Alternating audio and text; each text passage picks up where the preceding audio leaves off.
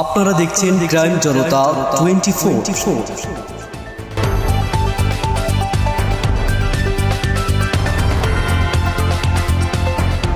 বরিশালের হিজলায় ইসলামিক আন্দোলন বাংলাদেশের গণসমাবেশ, ছাত্র জনতার গণবিপ্লবে সংঘটিত গণহত্যার বিচার, দুর্নীতিবাজদের গ্রেপ্তার, অবৈধ সম্পদ বাজেয়াপ্ত ও তাদেরকে নির্বাচনে অযোগ্য ঘোষণা করা, সংখ্যানুপাতিক পদ্ধতিতে জাতীয় সংসদ নির্বাচন এবং ইহকালীন শান্তি ও পরকালীন মুক্তির লক্ষ্যে ইসলামী সমাজ ভিত্তিক কল্যাণ রাষ্ট্র প্রতিষ্ঠার দাবিতে বরিশালের হিজলায় ইসলামী আন্দোলন বাংলাদেশের গণসমাবেশ অনুষ্ঠিত হয়েছে।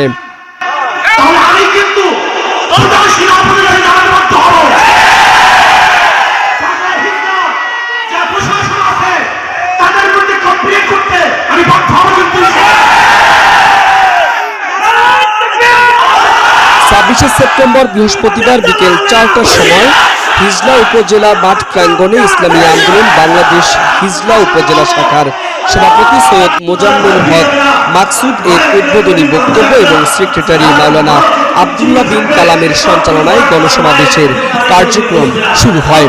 এতে প্রধান অতিথি হিসাবে গুরুত্বপূর্ণ বক্তব্য রাখেন ইসলামী আন্দোলন বাংলাদেশের সিনিয়র নায়েবে আমির মুফতি সৈয়দ মোহাম্মদ ফয়জুল করিম। তিনি বলেন, ৭১ সনে দেশ স্বাধীন হওয়ার পর থেকে যারা রাষ্ট্র ক্ষমতায় থেকে দেশ পরিচালনা করেছে তারা জনগণের অধিকার আদায় করতে পারেনি। দুর্নীতির মাধ্যমে বরাবর দেশকে বিশ্বের দরবারে কলঙ্কিত করেছে। যারা তাদেরকে ভোট দিয়েছে তাদের ভাগ্যের কোনো পরিবর্তন হয় নাই, বরঞ্চ যারা জনগণের ভোট পেয়ে জনপ্রতিনিধি নির্বাচিত হয়েছে তারা আঙ্গুল ফুলে কলা গাছ হয়েছে। হাজার হাজার কোটি টাকার আত্মসাৎ করে বিদেশে পাড়ি জমিয়েছে। দেশের ব্যাংকগুলো খালি করে দেশের অর্থ ব্যবস্থাকে হুমকির মুখে ঠেলে দিয়েছে। বারবার প্রমাণ হয়েছে এরা দেশের জনগণের কথা কখনো ভাবেনি। কিভাবে তারা তাদের পকেট ভারী করবে সেটাই ছিল তাদের মূল লক্ষ্য বা উদ্দেশ্য। মুফতি ফয়জুল করিম আরো বলেন, আমরা জীবন বাজি রেখে আওয়ামী স্বৈরাচার সরকারকে হটিয়েছি, আবার জুলুম অত্যাচার দেখার জন্য নয়।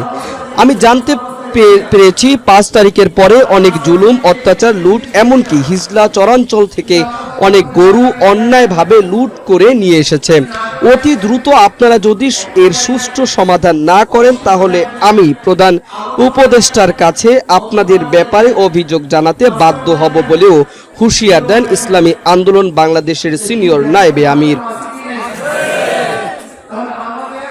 গণসমাবেশে বিশেষ অতিথি হিসাবে বক্তব্য রাখেন বাংলাদেশের কেন্দ্রীয় সাংগঠনিক সম্পাদক, বরিশাল বিভাগ ও বরিশাল জেলা সেক্রেটারি উপাধ্যক্ষ মাওলানা মোহাম্মদ সিরাজুল ইসলাম।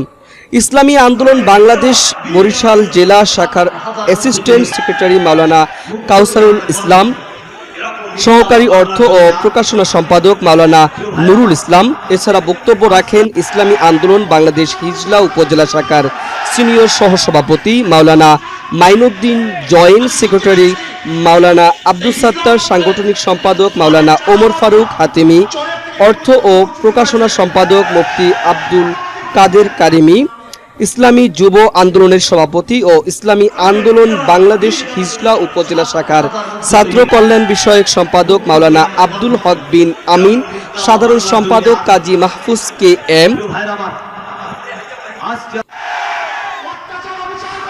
ইসলামিক শ্রমিক আন্দোলন হিজলা উপজেলা শাখার সভাপতি ডাক্তার আব্দুল আলিম ভুইয়া, ইসলামী ছাত্র আন্দোলন বাংলাদেশ হিজলা উপজেলা শাখার সভাপতি হাফেজ মোহাম্মদ মুস্তফা কামাল নোমানি। এছাড়াও হিজলা উপজেলার বিভিন্ন ইউনিয়ন শাখার নেতৃবৃন্দ বক্তব্য রাখেন। ক্রাইম জনতা 24, হুসাইন বিল্লাল, ডেস্ক রিপোর্ট।